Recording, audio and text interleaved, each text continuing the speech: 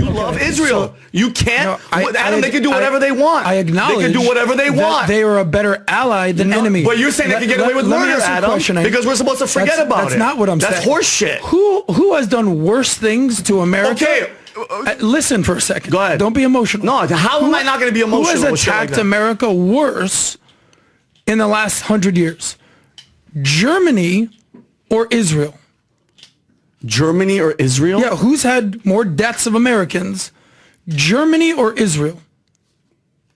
This isn't a trick question. This isn't tough, bro. Killing Americans? Yes, killing Americans. In war? In a war. Germany. Okay, great. Who's killed more Americans, Japan or Israel? Japan. Okay. So why aren't you yelling and bitching about Japan or Germany? Because they're not our freaking... Because why? Because why? Because their prime minister doesn't come to Congress and everybody stands up and worships him like he's Jesus Christ. Oh, that's because they know why? who the guy in charge is, Adam. Well, no. They're not our... Hold on. Are they bigger allies? Do we give them as much money as we give to Israel? And they can do whatever they want. And you're failing to go back to what I said about Candace. You're not an anti-Semite. You don't hate Jews because you're criticizing Israel. And I get it. The Muslim world in Europe is doing what they're doing. I get it. I get it. But with zero accountability, that means, Adam, in 100 years from now, we're going to go, well, guess what? They did it, and who cares? Because they're our allies, so they can get away with murder. So there's dozens of wars going on all around the world. Yes. Why aren't you talking about who's the war the closest ally? Because Adam, my Yemen, tax dollars are going to what's happening over there in Gaza, Adam. And if you've been keeping toll of the death count of children and everything, that sits on my mind. Because at what point is that going to stop? So when is that going to end? What other wars? And by the way, again, wait, let me guess. Because I said that, I support Hamas and I hate Jews. Is that what it is? I don't want to see any deaths of anybody. Come on, man. But the numbers are staggering in the other way. When is that going to stop? Good luck in this position you're taking. Because all you're doing is aligning yourself with Iran. There it is. See, and that's it. Because you always have to take a side. Adam, how about this? America, I don't know how hard this is to understand.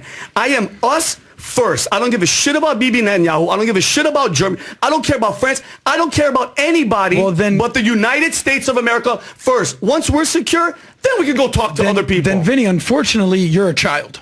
Okay, because Adam, every grown-up country has allies. I never said allies. Adam, once you served in the military, then you could talk all this shit you want to me about being a child. So, how do you process this exchange? Let me just say one thing. How do you process this? Give me a second. You're saying, how do you process this exchange? What, going back and forth? Between Adam and Vinny. How do you process it? Vinny is taking a very passionate America First position, which I share. And Vinny is asking for accountability for modern day things that are, when I say modern day, things that are happening right now, things that are going on right now. And I thought it was a little disingenuous for Adam to kind of go back. Well, you go back to 100 years, who's killed more? Well, let's go back 200 years and let's make the Brits the ones, right? You go back to Revolutionary War, which I think is a little ridiculous. Honestly, you have to look at life as it is. What is going on right now? And what he's asking for accountability. Has anybody held Israel accountable? He's asking a question. And while he's putting it on top of, I can be America first and be very passionately America first and also recognize Israel as a friend. Question for you. Why hasn't Israel been held accountable? I think that, I think you could look around the globe in terms of diplomacy. Why is any country not held accountable? Because they skillfully prevent themselves from being held accountable, and they make friends and do things in certain ways so that they'll say, look, I know you borrowed my car and you did a lot of damage to it, but I really need your help at school because we're both on the same football team. I'm going to overlook the car and we got to be teammates over here.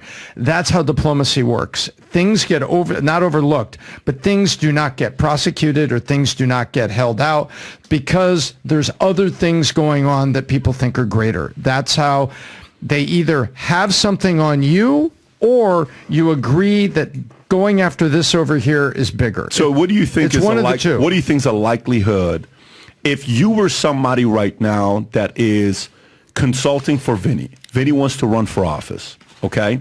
And he wants to win. Would you advise him that if the idea is to win, the concept of going after Israel and hold them accountable is a winning formula as a number one?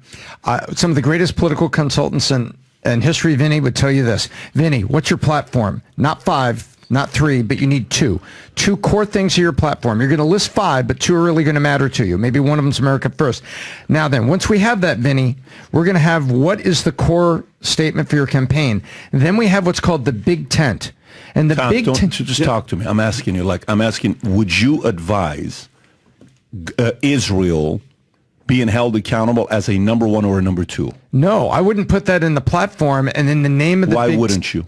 Because you're not going to win the voters you need to win. And it doesn't mean you step away from defending America First. Right. But if you take that other position, your big tent falls apart. So then the question becomes, so if since Nixon, Kissinger, since you can even go John F. Kennedy, you can go to Carter, you can go to all these guys. Kennedy and Robert McFarlane. None of these guys have ever been able to negotiate favorable terms for the U.S., why do you think that is?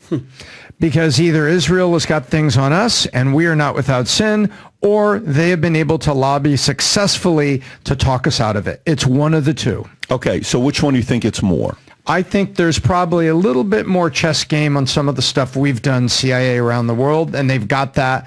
And they're also just incredibly skillful, omnipresent lobbyists. So they probably also have some dirt on U.S. to say, hey, if you do this, guess what? Like the whole thing with Epstein when his brother came over, and by the time he walked away, I was convinced both he and his brother were part of Mossad. And if I have to put money on the fact that Epstein has a lot of dirt on God knows how many people as a Mossad agent and sending those assets back to Israel, how valuable would that be? Very valuable. So I'll make my answer shorter because you're asking me to, and I will. It's either dirt or you've got leverage of mutual interest. Okay, but stay on this here. Let's stay on this here. Say we have dirt, okay? By the way, do you believe most Jews are bad people? No. Okay. Do you link when you think about terrorism? Okay, when you think about terrorism, what do you think about when the word terrorist comes up? I think about people using violence against citizens to influence other governments. Okay, so let's go back to this whole concept with Jews. Vinny, both of you guys, you and Tom. So I want you to let's keep going through this. Tom's going to give the history of it, and then we can give the opinion.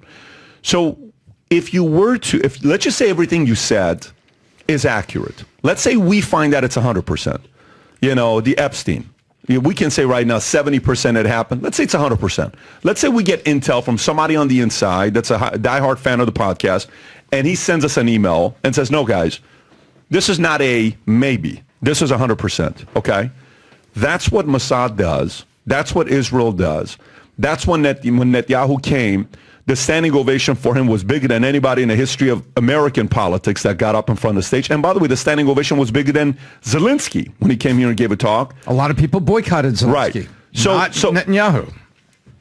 So if all of that is true, how do you fight against it?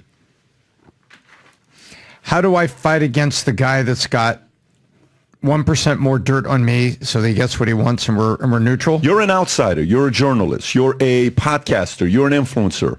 How do you fight against it if that's what they've done? If that's what they've done, and that's the intel that they have on so many powerful people in Pennsylvania, in D.C., in our Congress, if they have that kind of power against many billionaires, many people at the top that are on the Forbes 400 list of wealth, how do you fight against it? There's one way, and that way is not a short-term way, because you got all these people are compromised, Right. and they're standing there. And Yeah. you can't just erase them. You have to go start a program to get more dirt on the other guy, or your guys, you have to clean up what you're doing. And it takes a long time. But you're talking about decades of dirt on hundreds of people. That's exactly right. How do you fight? So, for example, Dave I got to Smith, have dirt on you so that neutralizes. Say, listen, you may, okay, you're going to bring that up? Yeah. I'm going to bring these 5 up. Now it's a tie game. Which way are we going here? Yeah. That's where you have to go. I get that, but I listen to Dave, and he's very eloquent on the way he gives his argument, right? You go through some of these guys when you're listening to their arguments. Dave who? Dave Smith. How do you go against that? The decades of intel by Mossad, bless you. Bless you. The decades of collaboration between